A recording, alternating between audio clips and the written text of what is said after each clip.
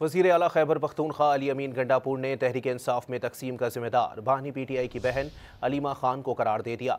बानी PTI से मुलाकात के बाद वज़ीर आला खैबर पख्तूनख्वा ने अपने वीडियो पैगाम में सूबाई काबीना से 2 वज़रा के इस्तीफ़े को हुकूमती मामलात में मामूल की पेशरफ्त करार दिया। अली अमीन गंडापुर ने मज़ीद कहा कि बानी PTI से किसी की शिकायत नहीं की, बल्कि उनको हक़ाइक़ से आगाह किया। जो वो रिज़ाइन दिया है तो उस हवाले से ये हुकूमती मामलात में इस तरह की चीज़ें होती रहती हैं और उस हवाले से ही है, इसमें कोई ऐसी दूसरी बात नहीं। और मज़ीद भी इसके अंदर अभी जाकर इंशाअल्लाह पेशावर मज़ीद भी हम कुछ चेंजेस और अपनी जो है खान साहब के साथ जो बातचीत हुई है उसके मुशावरत के बाद जो है हम इंशाअल्लाह इक़दाम उठाएंगे। प्रोवोक करके ये कैंपेनें चलाई जा रही हैं, बार बार वो मुतवातिर कैंपेनें चल रही हैं। फिर उसके बाद एक नया जो है कैंपेन चला दी गई कि जी माइनस इमरान खान कर रहे हैं।